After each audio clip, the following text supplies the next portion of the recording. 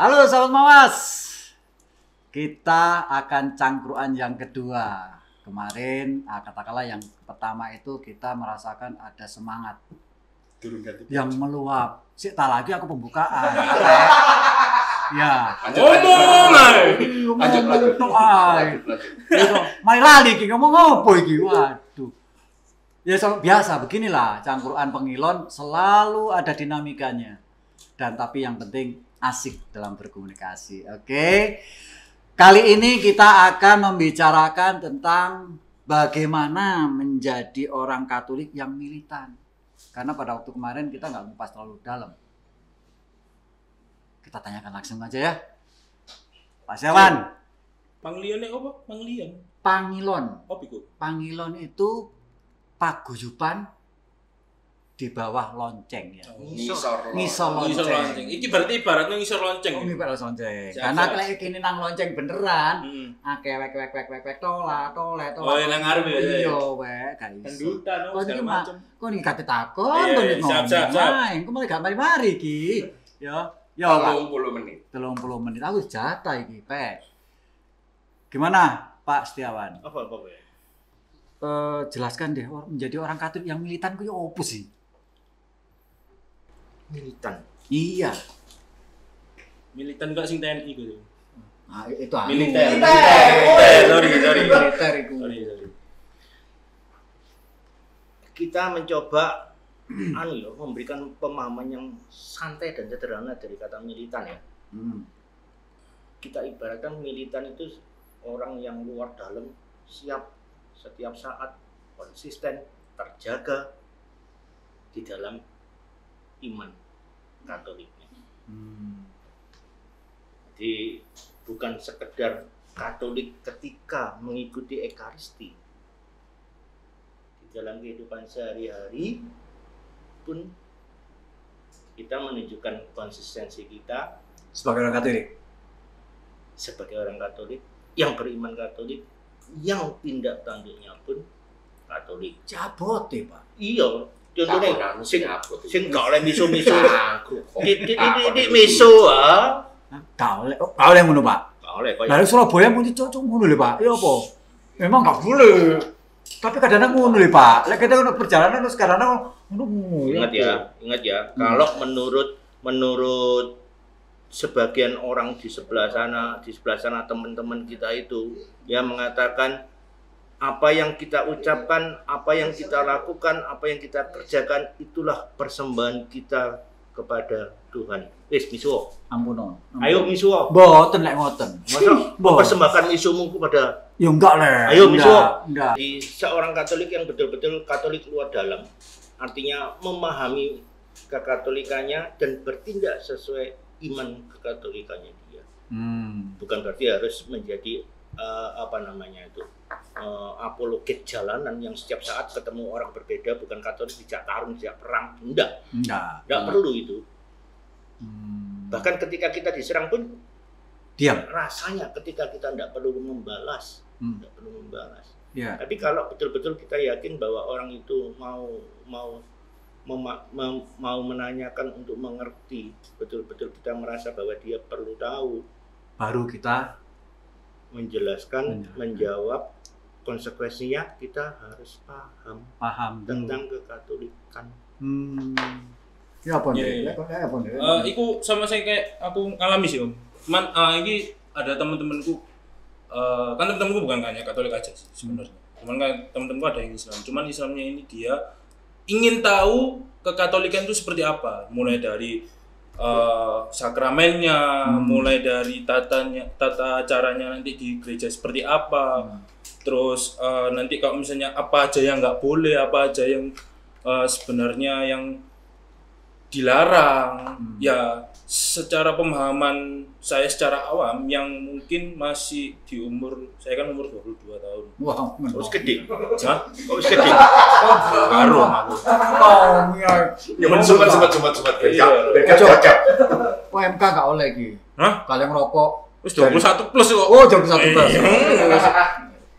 Ya. Nah, jadi menurutku saya setuju dengan Pak Setiawan. Jadi kita harus menjelaskan kekatolikan itu tapi kita harus paham dulu. Iya. Iya. Jadi apapun jadi secara saya dari kecil sampai sekarang menjadi Katolik itu pemahaman saya meskipun sedikit tapi seenggaknya saya bisa menjelaskan kepada teman-teman saya yang ingin tahu seperti Betul, itu. Betul, ingin tahu ya. Iya, ingin tahu. Bukan mau berdebat. Enggak, berdebat mereka lagi lah ya. enggak berdebat, enggak mau perdebatkan. Bahkan dia jadi seperti ini. Oh, di Islam itu kok ngene lho. Awakmu ono gak nanggain kayak gini. Nah, kadang lho. Kadang yo kita sama seperti itu. Kita kadang ada yang dilarang apa segala macam. Kita memang ada 10 perintah Allah, jangan berzina, jangan mencuri. Iya, betul. Termasuk dilarang kawin dengan istri sekelas itu. Maksudnya istri? Dengan cewek sekelas itu enggak boleh kita. Iya, satu saja, gak usah sekelas. Oh, maaf. Iya. Siap. Iya sih, bener sih. Kakehan. Masuk cewek sekelas buat dirati-rati. Oke. Panjangnya sing tuwek sing garai. Terus lagi gitu Pak. Bagaimana gereja membangun umat agar meyakini, memahami dan menjalankan? Tolong diulangi. Bagaimana gereja dalam arti konteks secara itu ya, bukan hanya bangunan ya, kita kan juga gereja ini. Nah, Itu. nah, tapi kan perlu tahu saya yang katakanlah awam, sampean bilang katanya apa? Katokumen. Katokumen. Anggaplah saya katokumen juga lah ya. Itu bagaimana gereja membangun umat agar meyakini, memahami dan menjalankan yang Pak Setiawan tadi katakan? Ya, Pak. Iman itu sesuatu yang abstrak. Artinya setiap orang bisa mempunyai ukuran sendiri-sendiri. Saya sudah beriman, Anda belum beriman dan sebagainya.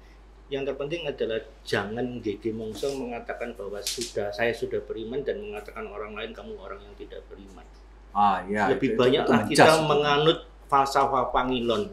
Lebih banyaklah kita mematut diri apakah saya sudah beriman atau belum. Maco ya. Ya. Bagaimana kita bisa beriman dengan baik? Yang pertama tentunya kita memahami apa pengajaran iman itu sendiri. Bagaimana kita bisa mengaku beriman kalau kita tidak paham? Paham, betul. Ya. Paham. Banyak referensi yang kita bisa pakai untuk mulai memahami tentang ajaran, memahami tentang iman Gereja Katolik. Ya, sumber baku itu adalah Katekismus Gereja Katolik yang diturunkan dari kitab suci dan tradisi. Itu dari Katekismus Gereja Katolik.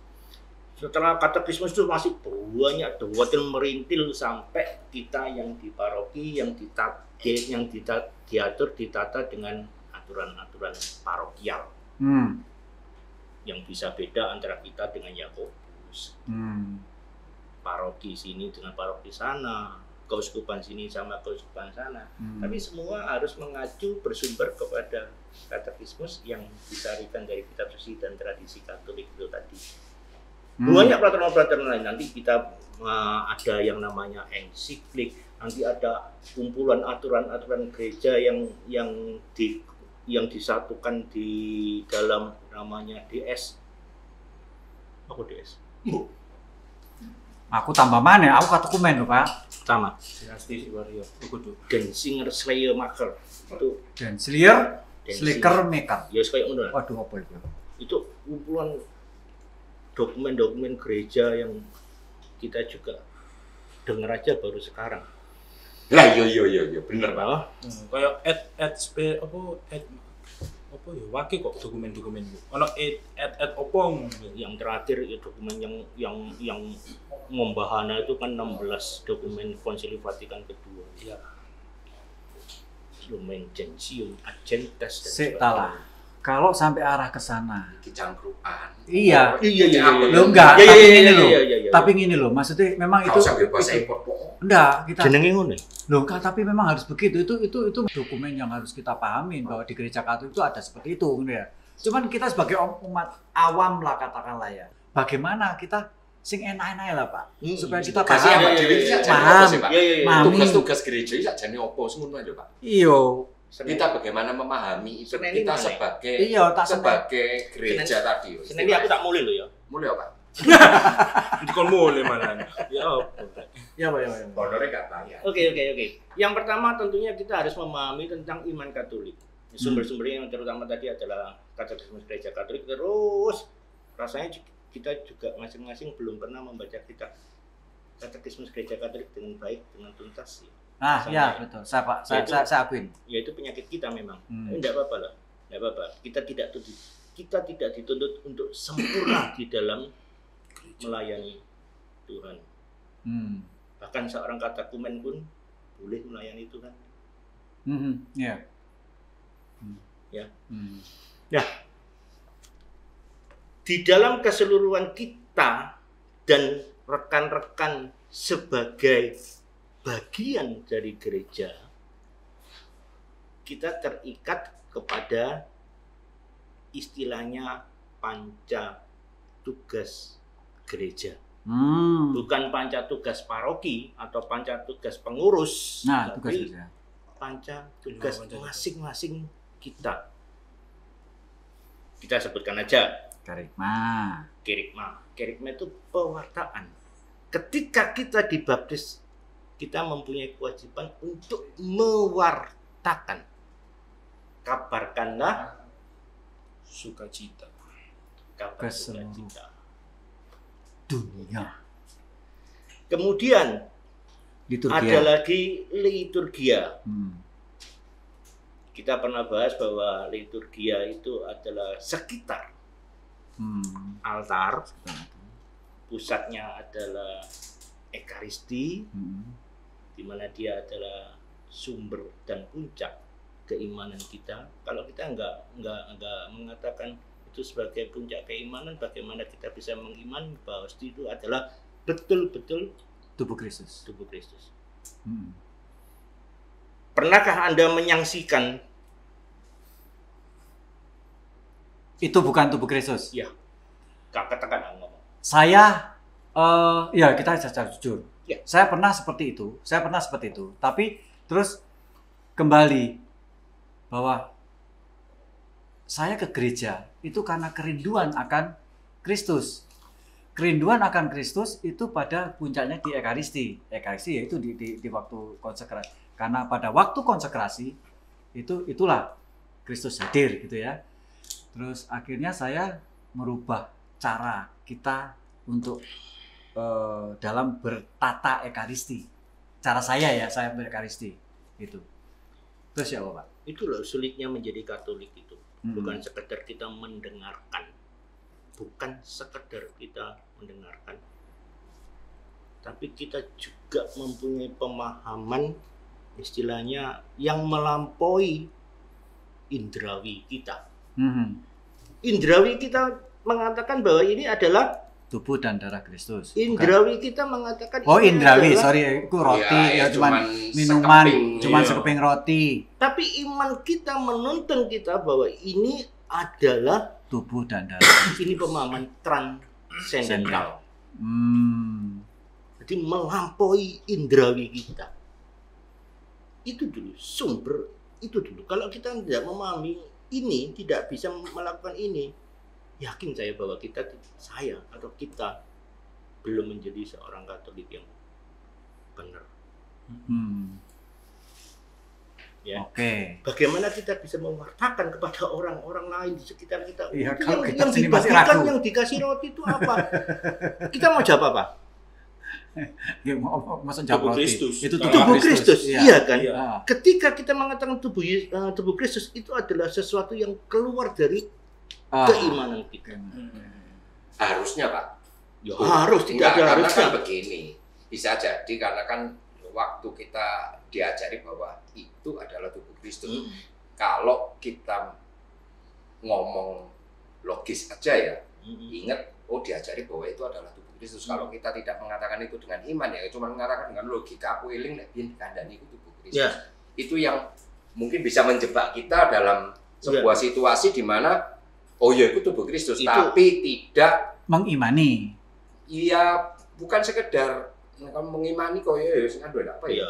Jadi ya istilahnya tadi mungkin Pak Pugo sendiri sempat mengalami yang namanya Ya itu. ada satu Ya, fase nggak di mana apa-apa. tidak Nggak apa-apa, itu proses. Proses. Dan orang juga nggak apa-apa, sah juga mengatakan, oh berarti Anda koyok wong Katolik. Koyok wong Katolik. Santo. Oh iya, Katolik iya benar-benar. Saya pernah ada satu cerita kalau nggak salah Romo di di Filipina. Jadi untuk mengadu ayam supaya menang itu hosti itu nggak dimakan, dikantongi, dipakai nono ayam supaya ayamnya menang. Ciloko. Itu Filipina itu. Waktu itu kalau nggak salah Romo Dion yang cerita pada waktu misa itu. Terus tapi saya langsung mengatakan bahwa itu adalah kejahatan liturgis yang sangat besar sekali, nggak boleh. Dan itu kalau sampai imam tidak melakukan penjelasan ke mereka atau katakanlah asisten imam kalau di kita tidak melakukan edukasi ke mereka, maka yang sangat ya boleh dikatakan mereka yang sampai berdosa ya. Jadi sebenarnya ketika seseorang itu mau menerima komuni pertama kan harus melalui satu pelajaran. Iya. Itu kan harus dijelaskan betul. Apa sih ini? Tidak boleh mencobai. Ya, kira aku langsung bertobatan sih. Iya, bertobat. Sudah berobat. Sudah bertobat. Bertobat ya. Dan itu memang nggak boleh. Dan itu tobat ya. Ya, tapi jangan dicobai buat teman-teman yang lainnya. jangan dicoba. Iya, jangan dicoba. Jangan dilakukan. Iya. Iki kan ngomong tobat. Karena itu nggak baik. Kalau tobat baik lah. Kalau sing bahaya itu tomat. Saya iki tobat menipu mah. Lanjut. Terus, yang tadi liturgia ya. Liturgia. Kalau diakonia? Diakonia itu pelayanan di luar altar. Jadi pelayanan kepada sesama, termasuk di lingkungan. Bahkan pelayanan kepada sesama. Sesama ya, tidak membatasi. Tidak batasi. Ya. Seyogianya demikian. Karena kita hidup bermasyarakat yang hetero. Koinonia. Koinonia itu persekutuan kita. Apa maksudnya persekutuan kita? Seperti ada kita di lingkungan. Oh, Seperti Pendalaman kita ada iman. WK. Pendalaman kita iman. ada Koinonia. Lah gitu itu siapa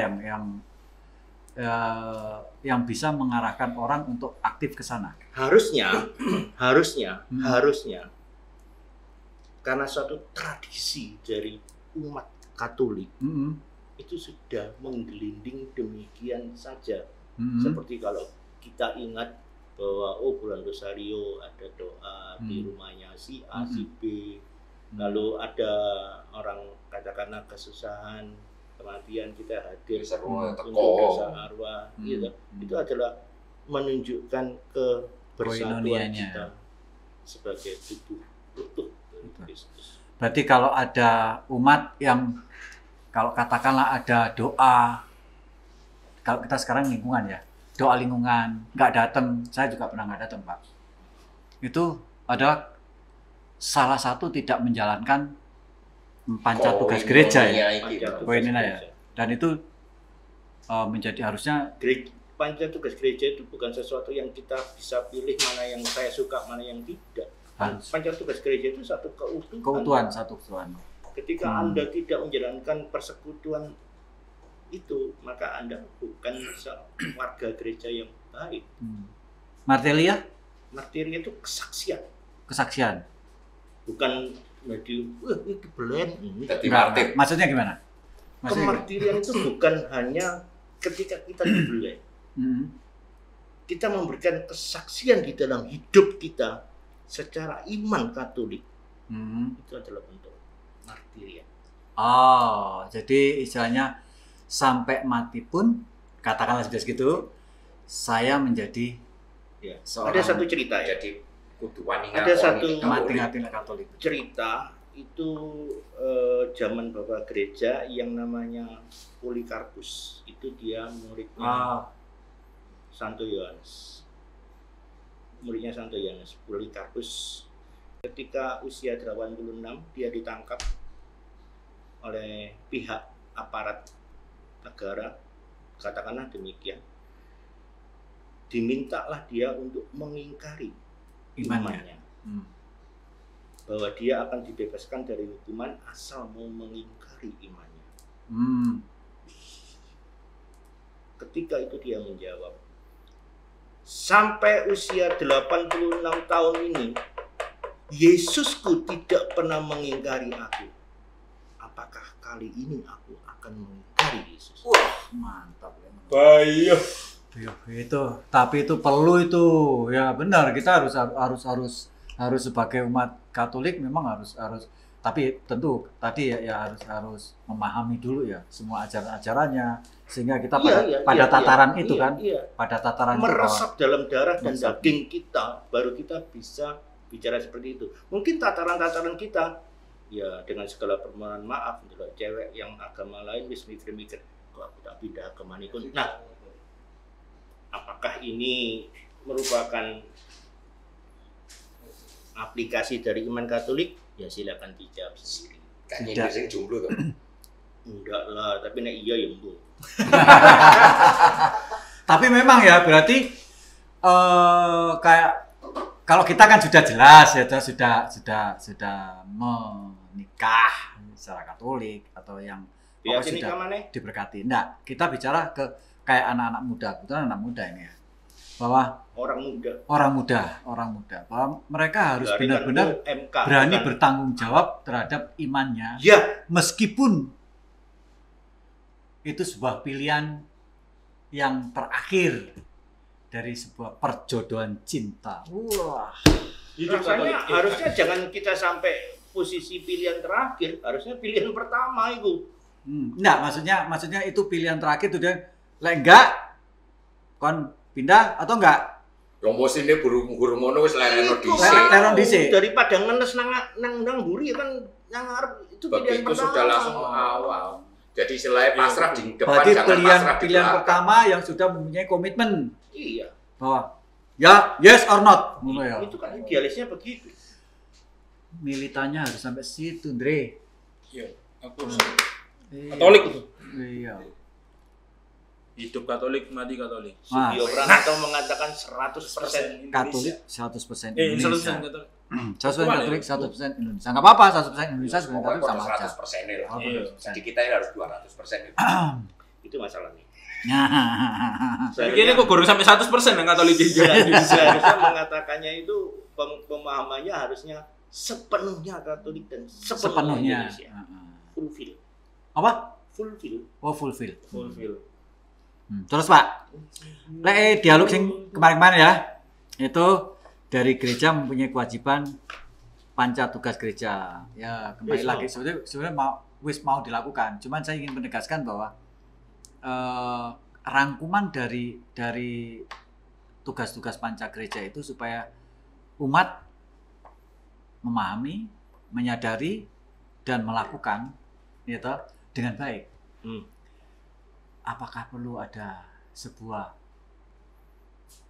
lembaga atau perlu sebuah gerakan bersama dari seorang imam atau apa katakumen ya? Katakumen apa katekis atau gimana? Harusnya secara ideal kita tidak memisahkan ini apa secara sosial ya, tapi secara hierarkis tetap mereka mempunyai kewenangan khas ya. Untuk kita. Jadi perjalanan itu, perjalanan saya, perjalanan Anda ini adalah perjalanan yang harusnya seiring sejalan. Bahkan dengan seorang pastor dan seorang uskup, kita sama. Sebagai umat Allah. Berarti sinergi ya?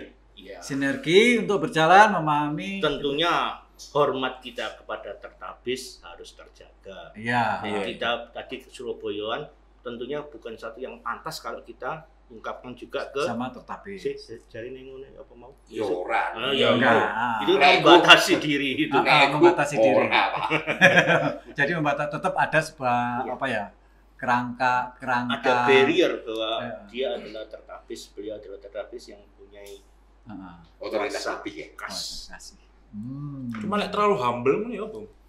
Ada batasan tetap. Tapi kan kayak aku ngene iki yo.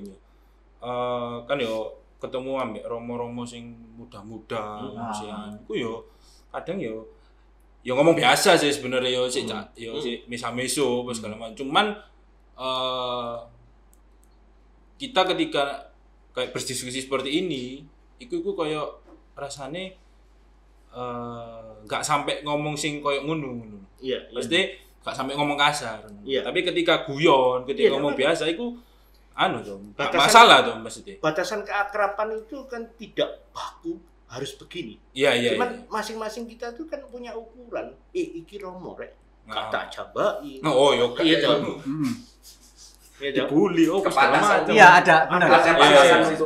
Ini pantas atau tidak? Menghormati itu ya. Apapun beliau tertapis. Juga menghormati dia sebagai kuasa imamat ya. Jadi kita juga jangan sampai seorang yang sudah dididik untuk menjadi imam, betapa beratnya gereja mendidik mereka, yaitu membina mereka sehingga menjadi seorang imam, dan umat pun tidak serta-merta pendekatan itu di luar melebihi batas-batas yang norma-norma yang harus dijaga oleh seorang jagalah imam. Kesucian dia, jagalah harga diri dia. Ya, itu paling penting sih. Mungkin Jadi karakternya menjaga, aja ya. menjaga, Iya. juga ikut menjaga lah ya, ikut menjaga bagaimana seorang Beliau yang tadi disebutkan masih romo-romo yang mungkin masih muda dan sebagainya, mungkin mereka punya karakter suka guyon ya. Iya. Tapi bukan berarti bahwa karena mereka ini suka guyon terus kemudian kita juga kebablasan dalam Sakarpe dhewe. Iya. Ya bukan sakar PDW aja, sampai akhirnya mengganggu. Lewat Ya, batas. imam itu manusia. Iya. Ada satu Ya. hal, ya, ada satu hal yang kita perhatikan. Ketika itu di ruang tertutup yang hanya kita berdua, saya dan Romo X, mungkin aja karena keakraban kita pada waktu-waktu yang lalu kita bisa bebas. Tapi ketika ini ditampilkan di publik, hati-hati bahwa tindakan Anda menjadi batu sandungan bagi Romo. Ya, jadi ikut menjaga marwah dia sebagai Batu seorang sandungan. imam. Setuju sekali. Arek iku oleh ngono aku ya melok-melok kayak ngono dadi opo? Ya, nah, itu betul. Setuju. Wah, korek ku balen lo. Iya. Bawa lari korek. Wah, aku menarik sekali itu. Jadi memang benar militan di sini bukan dalam arti militan yang menjadi apologet jalanan yang setiap ketemu orang dijak tarung. Enggak perlu. Atau karena keakrabannya terus melebihi batas-batas norma yang harus dipegang ya, baik kepada umum. Aduh, lumayan enak ini diskusi ini. Cuman kalau diskusi lebih lagi tadi, saya nggak berani ngupas karena nanti ada cangkruan yang berikutnya Pak ya, lebih masuk lagi ke sana ya, lebih meriah lagi ya, mau kan? Ya. Lo enggak ya saya Wis diceplak amplop iki. Ya gampang, amplop kita sudah siapkan untuk Pak Setiawan. Amplope wis disediakno Pak, isine sing durung. Isine. Paling bonse koyo, notase koyo. Berarti sampul kosong belaka iki. Iya. Kan tadi nanyanya sebentar, sing ditakokno kuwi mau. Betul amplop. Amplope wis disediakno, isine durung. Itu yang saya belum tanya juga. Wis aja ditakok wis tak jawab, isine durung. Oke Pak, closing statement. Oke. Ya toh? Iman perbuatan harus selaras dalam pergaulan di masyarakat. Maka bagaimana pembekalan itu menjadikan Cut sebentar. Itu ada istilah yang sangat enak di telinga kita. Apa itu? Iman, perbuatan, dan kasih. Iman, Dari perbuatan. iman yang kita pahami, kita aplikasikan dalam perbuatan kita. Dalam bentuk kasih. Dalam bentuk kasih. Tanpa Kasih cinta ada tanpa tak berguna. Yes, berarti militansinya juga harus. Iya, benar. Enggak apa. Ketika dari ketiga ini, iman, harapan, dan kasih, ini yang bertahan sampai akhir yang mana? Kasih. Kasih. Iman itu untuk penuntun kita di dalam kehidupan ini, harapan itu selalu kita berharap pada Gusti Allah. Dan ketika kita nanti waktunya, ikatan kasih inilah yang tetap akan Masuk. Iya, tanpa Oke. harapan yo. Demikianlah. Wong-wong putus asa. Kita nanti akan kita bicarakan nanti yang lebih dalam lagi. Ya, Kali sorry. ini, wes marilah. Sorry. Terlalu berat ngeluh ya toh. Iya, bener. Lah iya undangane cangkruk Iya. takonmu sing neko-neko. Loh, karena gini loh. Tradisi Pengilon cangkruannya harus setelah cangkruan harus membawa ilmu atau bekal yang bisa menguatkan. Bekal, iya, hubungan bener. kita, gitu. Membawa ilmu Ana sing mojok kurang. man. Apa, Jenenge Pak? cangkruan apa piye nek jajan iki gak jajan. Sik jajane sik di Jajane saya itu kok no, Pak. Tenang ya. nang Pak. Amerika Sing jadi gak Amerika. sing bahaya. Nek mulai kan gue ilmu gak apa-apa, sing bahaya ngisor lonceng kok mari ngono mulai lonceng hilang. Oke. Gitu. Oke, sahabat terkasih.